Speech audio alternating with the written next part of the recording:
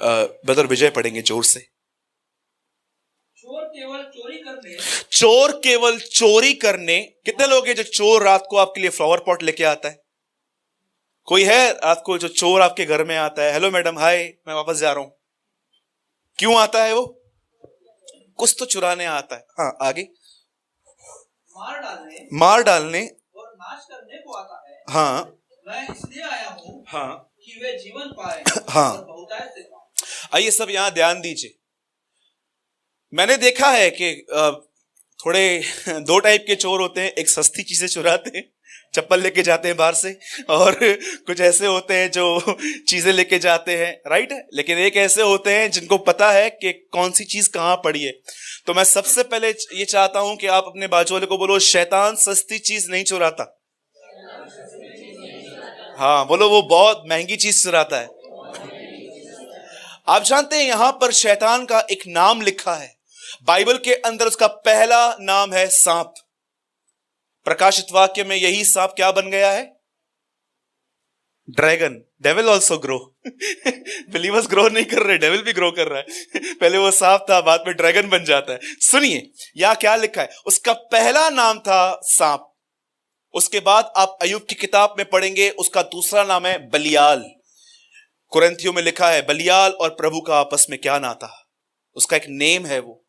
उसके बाद आप एक और वचन उसके लिए पढ़ेंगे, उसका नाम अधिकतर भजन सहायता में उसका नाम है दुष्ट। और उसके बाद आप यहेजकल में उसका एक वचन पढ़ेंगे, उसका नाम है बोर का चमकता हुआ तारा। और उसके बाद आप नए नियम के अंदर उसका पहला नाम पढ़ोगे, परखने वाला। टेम्पटर इंग्लिश में लिखा गया, टेम्प्ट करने वाला। और उसके बाद तरह तरह के नाम है, झूठा, भाइयों को बरमाने वाला, सिंह के समान खड़ा होगा। लेकिन यीशु ने उसका एक यहां पर नाम बताया है, और यह नाम है कि वो चोर है। बाइबल कहती है वो चुराने में माहिर है। वो एक ऐसा चोर है कि इतनी चोरियां कर चुका है कि लोगों को पता तक नहीं चला है कि हम खाली हो गए। लेकिन उसके चोरी करने का तरीका इतना खतरनाक है कि अच्छे भले लोग बुद्धि की कमी होने की वजह से उसकी ट्रिक्स को नहीं समझ पाते। लेकिन आज से बहुत साल पहले एक परमेश्वर का दास था, वो उसे पागल नहीं बना पाया। उसका नाम था संत पौलुस। इसीलिए वो कहता है कि हम उसकी युक्तियों से अनजान नहीं है। वो जानता था कि वो कैसे आता है। कुरिन्थियों को वो लिखता है कि मैं डरता हूं कि जैसे सांप तुम्हारे घर में आकर जैसे हवा को उसने बहकाया, कहीं वो तुम्हारे मनों को भी उस बहका न दे, और तुम्हारी सीधाई और पवित्रता को, इंग्लिश में लिखा है अ सिंपल डिवोशन, वो तुम्हारे अंदर से चुरा न ले। आज मैं आपको थोड़ा बताता हूं कि डेविल क्या करता है, क्योंकि अगर परमेश्वर ने अपने वचनों में हमें उसे दिखाया है तो मुझे लगता है कि यह जानना हमारे लिए बहुत जरूरी है। लिसन, मैं आपको बताना चाहता हूं, एक समय था जब यीशु मसीह एक घर में गए और उन्होंने वहां पर एक कॉटेज मीटिंग ली, और यह मीटिंग थी मार्था और मरियम के घर में। आप जानते हैं, आप कहां भी नहीं पढ़ोगे कि इन मीटिंग्स के अंदर लाजर बैठता था, राइट? कितने लोगों को ऐसा ख्याल आता है मीटिंग के टाइम ही, आज घर पे ही बैठ के बाइबल पढ़ते हैं, आज नहीं जाते, आज घर पे ही प्रेयर कर लेते हैं।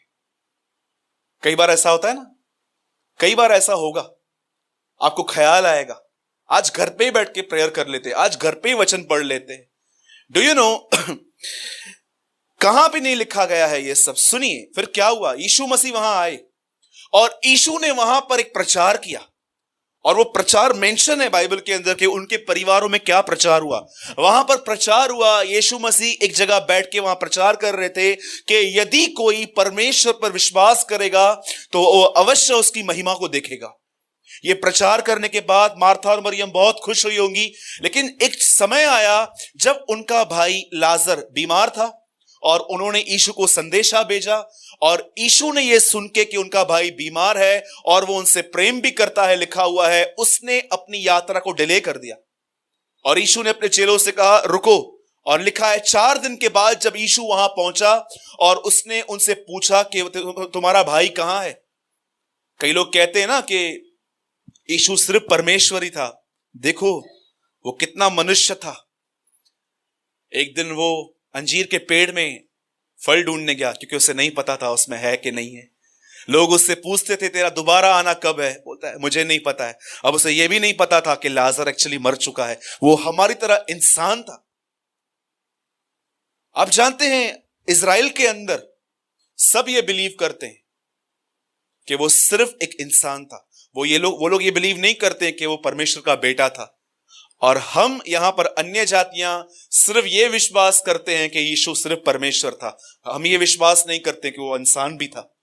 अगर जब वो कहता है मैं परमेश्वर हूं, इसका मतलब क्या है? वो आपसे आराधना मांग रहा है, आओ मुझसे प्रेयर करो, मेरी आराधना करो। लेकिन जब वो कहता है मैं मनुष्य हूं, इसका मतलब क्या है? मेरा पीछा करो। देखिए, हर चीज का एक प्रैक्टिकल इंप्लीमेंट है। ऐसी कोई भी, याद रखिएगा, क्रिश्चियनिटी इज वेरी प्रैक्टिकल। ये बहुत प्रैक्टिकल है। बाइबल एक प्रैक्टिकल किताब है। वो उसे दंत कथाएं नहीं बताती है कि पहले ऐसा होता था, ऐसे होता था। प्रैक्टिकल। परमेश्वर ने नहीं कहा मैं था, परमेश्वर ने नहीं कहा मैं रहूंगा, परमेश्वर कहता है मैं हूं, present. I am the great I am. आप जानते हैं उसके बाद क्या हुआ? जब यीशु वहां गया, वो उनसे पूछता है तुमने अपने भाई को कहां रखा? और वो कहती हैं प्रभु उसे दफनाए हुए तो 4 दिन हो गए हैं। लिखा है यीशु रो पड़ा और उसके बाद यीशु ने एक बात कही। वही संदेश जो उसने उनके घर पे दिया था, वही संदेश अब यीशु ने वापस दे रहा है। मार्था, मरियम, क्या मैंने तुमसे नहीं कहा था? क्या मैंने तुमसे नहीं कहा था? 3rd टाइम आई रिपीट, क्या मैंने तुमसे नहीं कहा था कि यदि तुम परमेश्वर पर विश्वास करोगी तो उसकी महिमा को देखेगी? आप मुझे एक बात बताइए, उन्होंने वचन सुना था, कहां गया वचन? आप और मैं इतनी मीटिंग सुनते हैं, यूट्यूब पे बाइबल पढ़ते हैं, पता नहीं क्या क्या सुनते हैं। कौन है जो आपके अंदर से वर्ड लेके जाता है?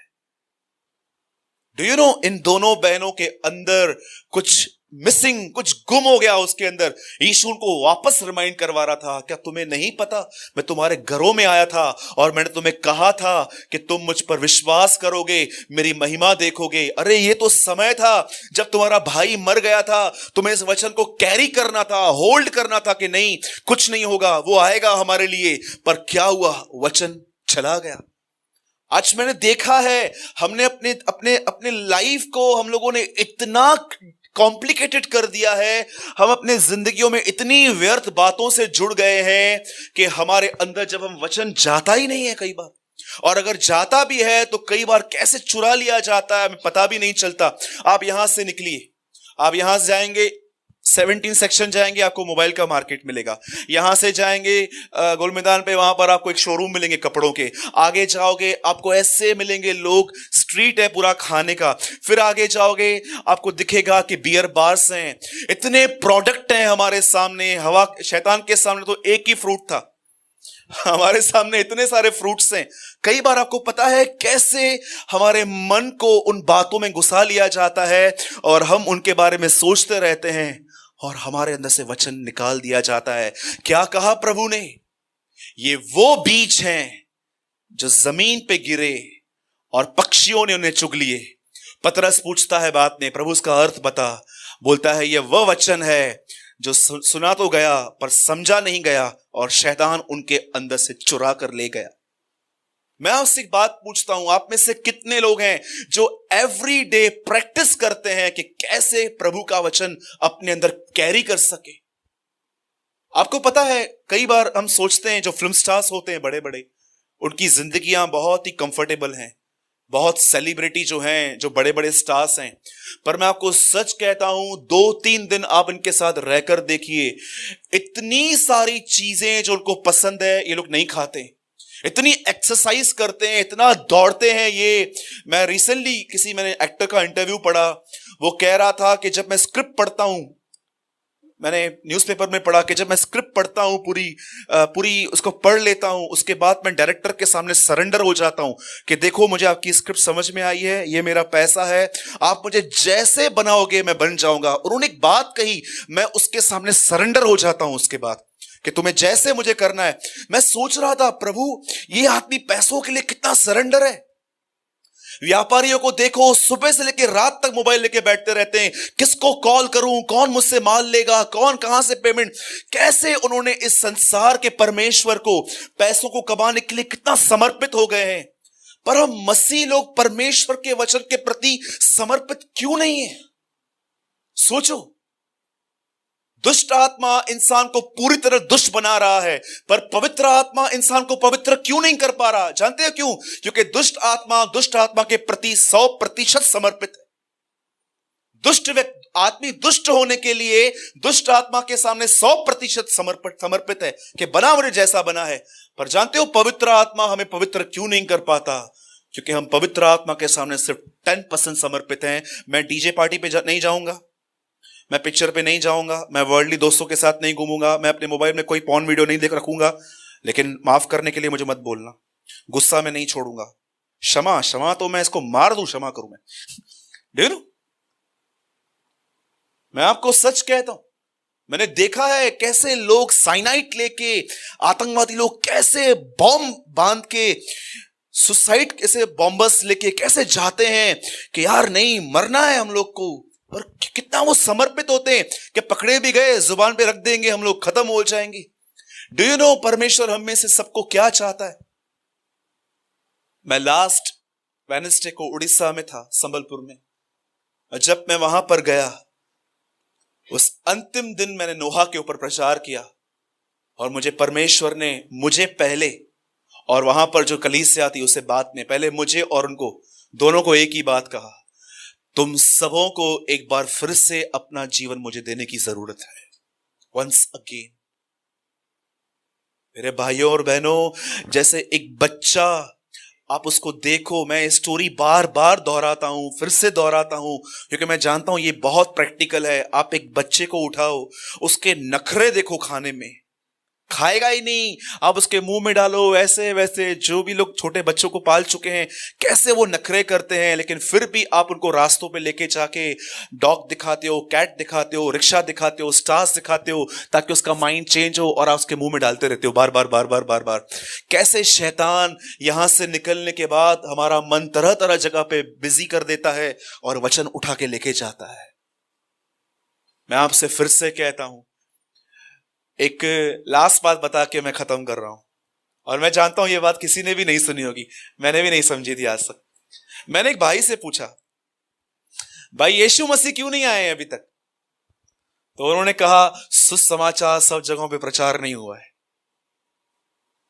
मैंने कहा बताओ कहां लिखा है? मैंने कहा बताओ ना कहां लिखा है ऐसा। जानते हो यीशु मसीह क्यों नहीं आया है? सेकंड पतरस में लिखा है इसका आंसर, लिखा है वो तुम्हारे विषय में, कलीसिया के विषय में धीरज धर रहा है। वो इसलिए वेट नहीं कर रहा है कि अब तक पूरा गॉस्पेल शेयर नहीं हुआ है, वो इसलिए वेट कर रहा है क्योंकि लिखा है वो तुम्हारे विषय में, अविश्वासियों के विषय में नहीं, वो तुम्हारे विषय में धीरज धर रहा है।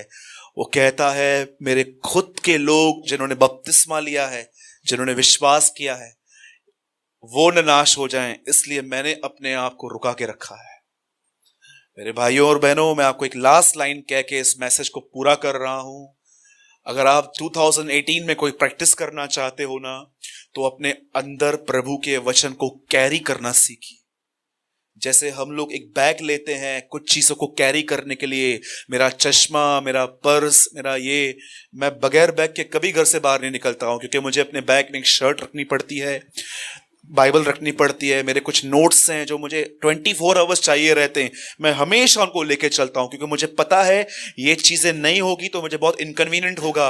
वैसे ही बाइबल कहती है अपने अंदर परमेश्वर का वचन, उसको अपने अंदर रखना सीखो, और लिखा है उसमें अपना मन लगाना सीखो। अगर आप ये नहीं करेंगे ना, मैं आपको लिख के दे सकता हूं, आपका मन आपको ऐसी ऐसी बातें दिखाएगा, शैतान आपको ऐसी ऐसी झूठी बातें बोलेगा, वो आपको प्रोवोक करेगा सुसाइड कर, वो आपको बोलेगा लाइफ मिजरेबल है, कुछ नहीं होने वाला है। मैंने देखा है जो वचन को नहीं देख पाते, जो वचन को अपने सामने नहीं रखते हैं, वो हमेशा डिमोनिक चीजों को देखते रहते हैं। अब भी समय है कि आप इस चीज की प्रैक्टिस कीजिए। मैं आपको नहीं कहता हूं कि आप मेरी तरह 4-5 अध्याय बाइबल के रोज पढ़िए, पर मैं आपको इतना कहता हूं, एक अध्याय भी अगर आप पढ़ रहे हैं, उसमें से एक वचन लो और उसको सारा दिन मेडिटेट करो। आपको पता है मेडिटेशन करने से आपको ब्लेसिंग मिलेगी। कहां लिखा है? भजन संहिता 1 अध्याय पढ़िए, लिखा है धन्य है वह जो यहोवा की व्यवस्था को मनन करता है। मनन लिखा है, मेडिटेट, कि कैसे आप एक अध्याय पढ़ते हैं। जैसे कल हम सब यहां थे तो पास्टर ने एक प्रचार किया हमारे बीच में कि चरवाहा आगे आगे चलता है। हमको सोचना चाहिए कि मैं कहां हूं और मुझे कहां जाना चाहिए। सच कहता हूं, हमें यह जानने की कोशिश करनी चाहिए। मैं आज दोपहर में बैठ के सोच रहा था, प्रभु मैं दीन हुआ हूं कि मैं घमंडी हो गया हूं। मैं आपको सच कहता हूं, हम जो प्रचार करते हैं ना, हम लोग इतना ज्यादा टेम्प्ट होते हैं अपनी बड़ाई करने के लिए, अपनी बड़ाई कुछ ऐसा बोलते हैं कि हमारा काम रिवील हो कि हमने कुछ अच्छा काम किया, लेकिन हमें शांत रहना पड़ता है। मैं आपसे फिर से कहता हूं, कैरी गॉड्स वर्ड, अपने अंदर अपने हृदयों में प्रभु का वचन रखना सीखिए। आप बहुत आशीष पाएंगे आने वाले समय में। और मैं इतना भी कहूंगा, अगर आपको बाइबल पढ़ना नहीं आता है ना, मैं आपको फिर से कहता हूं, भाई दिनेश से कांटेक्ट कीजिए आप, वो आपको लिसनिंग बाइबल कहां से लाके देगा। सच कहता हूं, अगर आपको पढ़ना नहीं आता है ना, आपकी नजर कमजोर है ना, आप लिसनिंग बाइबल रात को सोने से पहले मोबाइल के बाजू में एक चला के बैठ जाइए और सुनते रहिए कि वो क्या कर रहा है। मैं सच कहता हूं, मेरे पास लिसनिंग बाइबल है। जब मैं बहुत थक जाता हूं, जब मैं देखता हूं कि मेरे पास किताब उठाने की ताकत नहीं है, मैं सो जाता हूं और बाजू में लिसनिंग बाइबल चला के बैठ के सुनता रहता हूं। कुछ ना कुछ तो करना है। रक्षा नहीं करेंगे तो सब घुसेंगे हमारे अंदर। यीशु मसीह दी। कितने लोगों ने मेरी बात को समझा? मार्था और मरियम के अंदर से क्या किया गया? किसने चुराया? मैंने नहीं चुराया।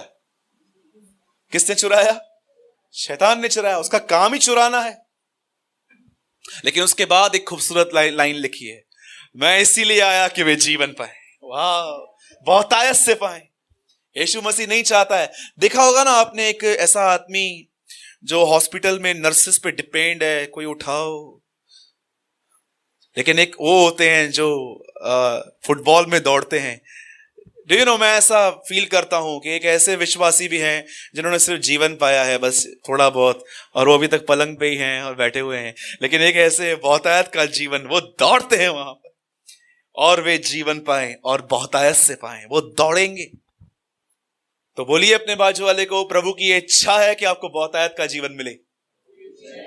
हाँ, कैसे मिलेगा? इसको बहुतायत से रखो, जीवन भी बहुतायत से मिलेगा। आमीन।